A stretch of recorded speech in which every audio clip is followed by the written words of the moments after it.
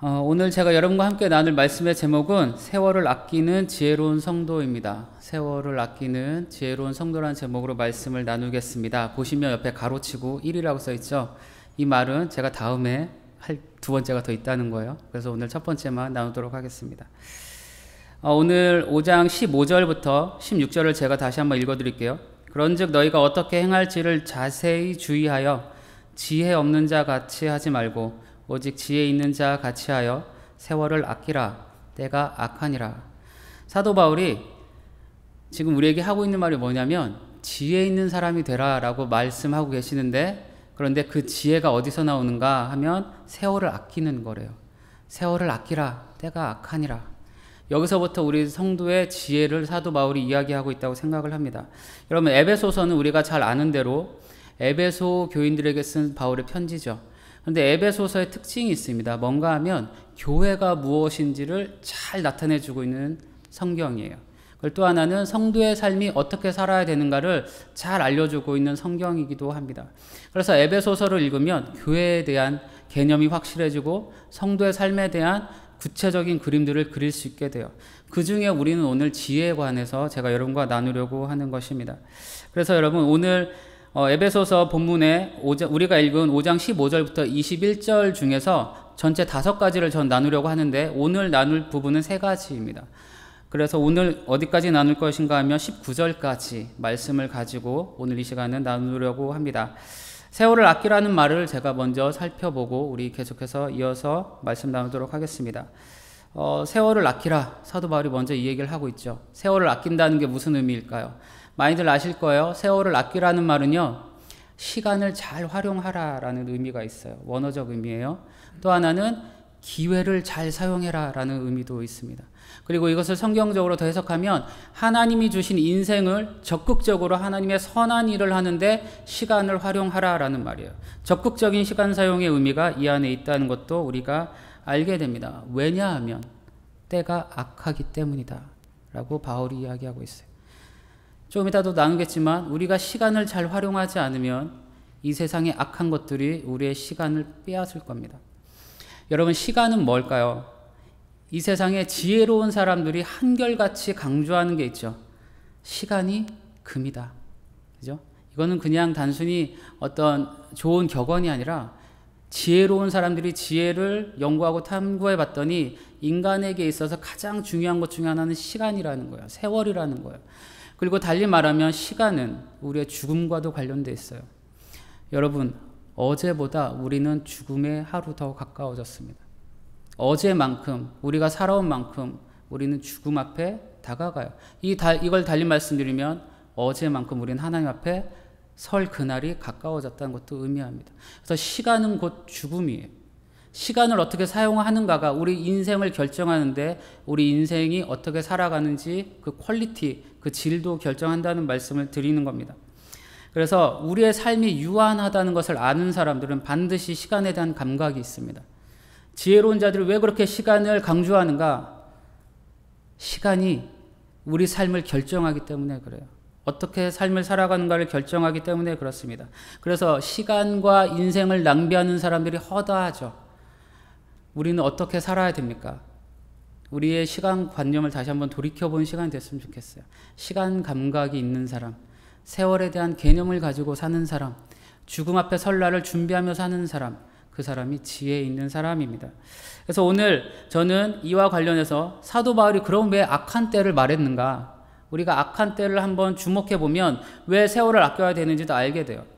여러분, 하나님이 주신 귀중한 시간에 대한 감각을 상실하고 우리가 살아가기 시작하면 이 세상의 악한 것들이 우리 시간을 빼앗을 겁니다. 정말이에요. 이 세상은요, 따지고 보면 시간 전쟁이에요. 내가 누구의 시간을 더 빼앗는가가 곧 돈이에요. 여러분, 유튜브 많이 보시죠?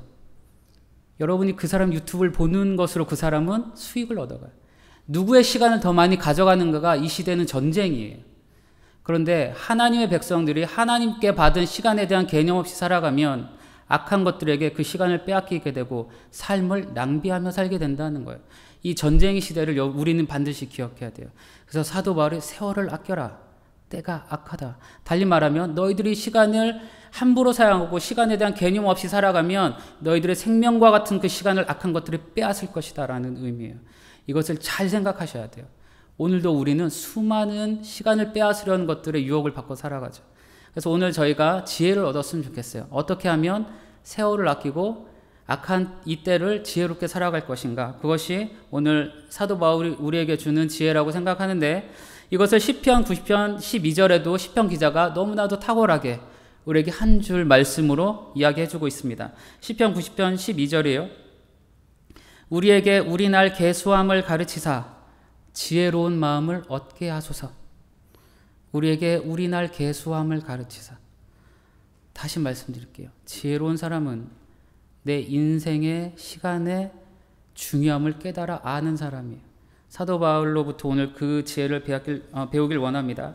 크게 세 가지로 말씀드릴게요. 첫 번째, 세월을 아끼는 지혜로운 성도, 지혜로운 사람은요, 주님의 뜻이 무엇인지 이해하고 살아가는 사람이에요. 오늘 본문 속에서 그것이 나옵니다. 에베소서 5장 17절이에요.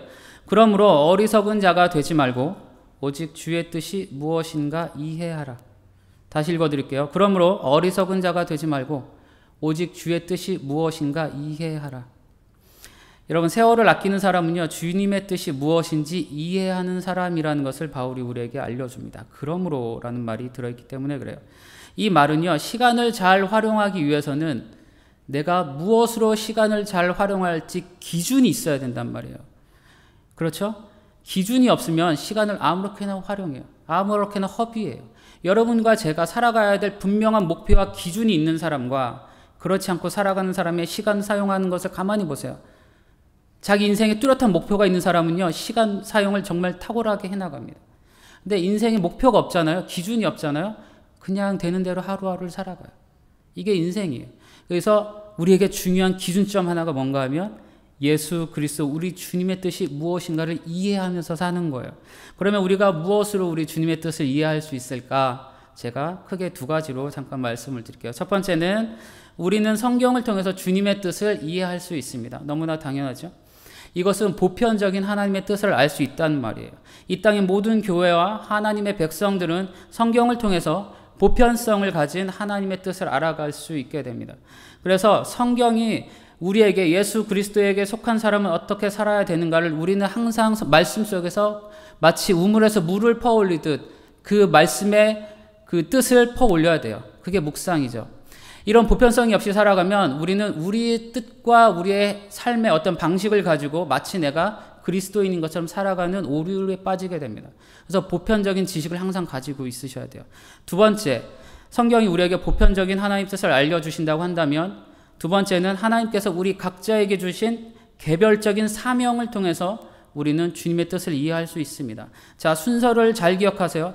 보편성이 있어야 그 안에서 특별성이 나옵니다. 보편적인 것을 알지 못하는 사람이 내가 하나님의 뜻을 안다라고 말할 수 없어요. 그래서 반드시 성경이 먼저여야 되고 그 성경 안에서 내 삶의 목적을 발견하셔야 돼요. 이게 순서예요. 그래서 하나님의 뜻을 이해한다는 것은 성경을 통해서 내 삶을 들여다볼 때 가능하다는 것을 말씀드리고 싶습니다. 그래서 우리 한 사람 한 사람은요, 모두 하나님 앞에서 독특해요. 특별한 존재예요. 이건 우리 아이들에게만 하는 말이 아니에요. 우리 각 사람이 그래요. 이건 나이와도 상관이 없어요. 그렇다면 제가 두 가지를 말씀드렸죠. 성경에서 보편적인 것을 배워야 된다. 그리고 두 번째는 내 개인의 사명에 대해서도 발견하고 사는 것이 세월을 아끼는 지혜를 얻을 수 있다. 그러면 이걸 통합해서 이것을 도울 수 있는 네 가지를 제가 말씀드리겠습니다. 어떻게 이런 하나님의 것들을 내가 더 잘 알 수 있을까?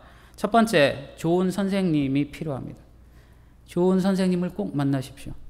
하나님의 말씀과 하나님의 지혜들을 잘 풀어서 전해주는 선생님들 만나십시오. 유튜브를 보시더라도 그런 분들을 찾으십시오.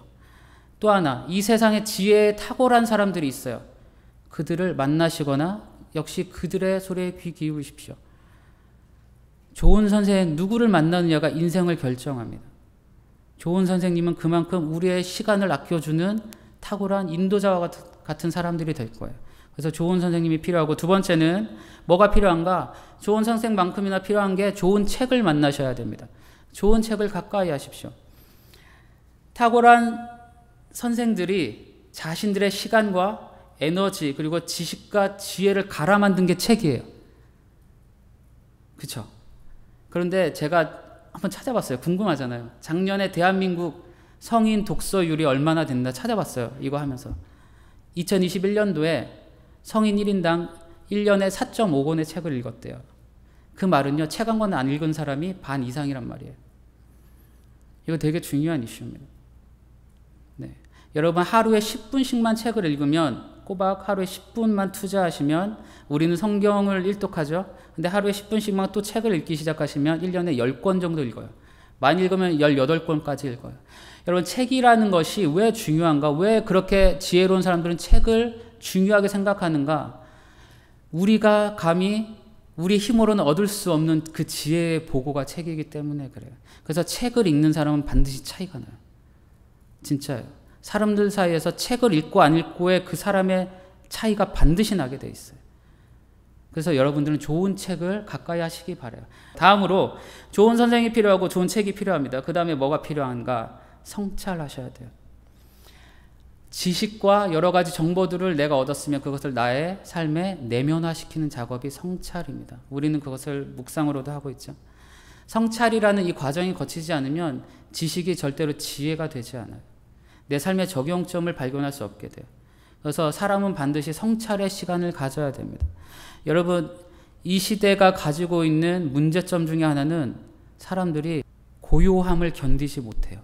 침묵을 견디지 못해요. 항상 뭔가가 들려야 되고 뭔가를 봐야 돼요. 그래서 사람들이 자기 자신을 성찰하는 시간이 없어요. 그러나 성찰하는 사람만이 지혜를 얻을 수 있습니다. 이건 너무나 중요해요. 그래서 성찰하시기를 바라요. 그리고 마지막으로 네 번째는 경험을 하시길 바랍니다. 경험은요, 우리가 배우고 성찰한 것들을 행동해야지만 얻을 수 있는 거겠죠. 그렇죠? 여러분, 행동은 열매를 맺는 겁니다. 행동함으로써 경험을 하게 되고 경험을 통해서야만 그때서야 또 얻어지는 지혜들이 있어요. 하나님과 관련해서도 우리가 경험하고 하나님 말씀에 순종해야지만 알 수 있는 게 있죠.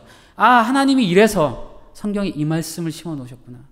아, 하나님이 이런 역사를 하신 이유가 이거였구나. 아, 하나님이 나에게 이거 알려주시려고 이 말씀을 주셨구나. 행동해야 돼요. 행동 없는 믿음은 죽은 믿음이라고 우리는 다 알죠. 마찬가지. 이 세상 모든 게 마찬가지. 행함이 없으면 그냥 살아있으나 시간만 보내는 게 돼요. 그래서 행동으로 우리는 우리의 지식들을 쌓아가고 우리의 것을 만들어야 됩니다. 이 네 가지. 좋은 선생이 필요하고 좋은 책, 그리고 성찰, 경험, 이 네 가지가 우리로 하여금 쌓아지고 깊어질 때 하나님의 뜻이 무엇인지를 더 이해할 수 있도록 확장시켜 나갈 겁니다. 그렇지 않으면 날마다 똑같은 생각과 똑같은 환경 속에서 똑같은 걸 가지고 주의 뜻이라고 우리는 알고 살아갈 거예요. 하나님이 넓잖아요. 이걸 확장시켜 나가세요. 주님의 뜻을 이해할 때 우리는 세월을 아끼는 지혜를 또한 얻어나갈 수 있을 거라고 저는 믿습니다. 이제 두 번째 말씀드릴게요. 두 번째로 세월을 아끼는 지혜로운 성도는요, 지혜로운 사람은 성령으로 충만함을 받는 사람이다 라고 말씀에 써 있습니다. 에베소서 5장 18절이에요. 술 취하지 말라. 이는 방탕한 것이니 오직 성령으로 충만함을 받으라. 이거 너무나 잘 아시죠? 왜 우리가 술을 마시면 안 되는가? 딱 나오잖아요, 이 말씀. 그죠? 술 마시지 말라는 말씀에도 우리가 적용하지만 제가 좀 더 설명을 드릴게요. 왜 술 취하지 말라고 했을까요, 사도 바울이? 이 당시에는요, 고대 이방 문화 중에는요, 술 취하는 것을 우상 숭배와 연결하는 문화가 많았대요. 특히 여기 제가 사진도 준비했는데 디오니소스라는 신이 있습니다. 술잔 들고 있죠? 되게 멋있어요. 이 그 와인의 신이래요. 네, 술을 관장하는 신인데 사람이 술을 마시고 술을 취하면 저 디오니소스의 특별한 영감을 얻는다는 신앙이 있대요. 그리고 그 디오니소스의 특별한 능력을 받아서 자기가 더 부유해지고 더 특별한 사람이 되며 더 풍성한 삶을 얻게 된다라는 신앙이 이 당시엔 있었다 그래요. 이 당시의 신앙은 그렇다 쳐도 여러분, 왜 우리가 술을 마시면 안 될까요? 술을 마시면요, 일단 절제력을 상실하죠. 그리고 술을 마시면 인간성이 마비됩니다. 이성이 마비돼요. 사람이 이성이 마비되면요, 본능적인 것만 나오게 돼 있어요. 자기 속에 있는 거, 저 밑에 있었던 거, 그런 것만 나오게 돼 있어요. 그래서 욕망과 욕구가 우리를 사로잡게 됩니다. 그러면 하나님의 뜻에 대한 분별력이 사라져요. 여러분, 이것이 반복되다 보면 나와 타인을 해치는 파괴적인 삶이 될 수 있습니다. 이게 술에 취하는 거예요. 그래서 두 가지를 제가 말씀드렸어요. 첫째, 술 취하는 건 본래 이방적인 문화였다. 우상숭배와도 연결되었다. 또 하나는 술 취함 자체는 오늘날에도 우리의 삶을 파괴할 수 있다. 이걸 굳이 제가 강조드리지 않아도 다 아시리라 생각합니다. 그런데 사도 바울은 이러한 문화를 성령 충만한 것과 대조해서 말해주고 있어요. 여러분, 우리는 비록 지금 술을 취하진 않잖아요. 그죠? 술은 취하진 않지만 우리 마음과 정신을 취하게 하는 것들이 있어요. 그걸 생각하셔야 돼요. 아, 난 술 안 마시니까 괜찮겠지. 그거 아니에요. 여러분의 마음과 정신이 무엇에 취해 있는지 한번 보셨으면 좋겠어요. 어떤 것이 여러분의 마음을 사로잡고 있습니까, 요즘에? 그것을 한번 생각해 보십시오.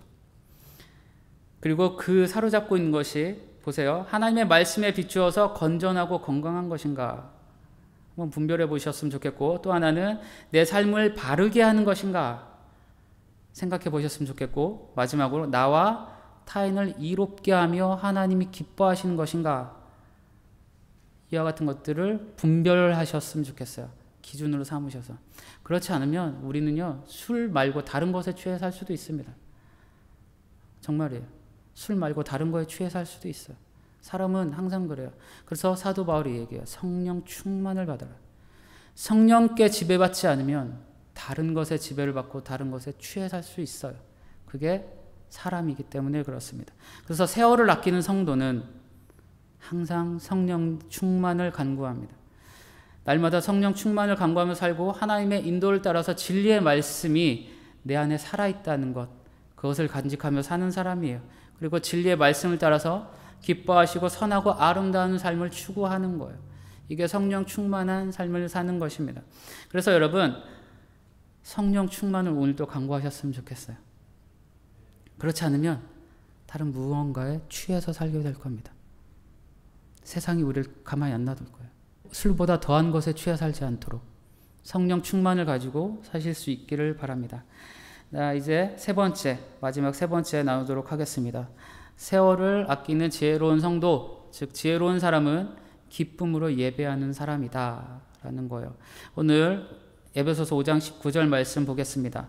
시와 찬송과 신령한 노래들로 서로 화답하며 너희의 마음으로 주께 노래하며 찬송하며 라고 써 있어요. 여러분, 주님의 뜻이 무엇인지 알고 성령 충만을 받아 살아가는 사람의 특징 가운데 하나는 노래가 있다는 거예요.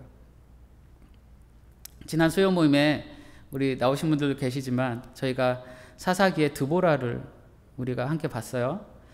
드보라가 가나안 왕을 이기고 난 다음에 하나님께 노래를 해요. 하나님이 주신 승리를 가지고 기쁨의 노래를 하나님께 올려드립니다.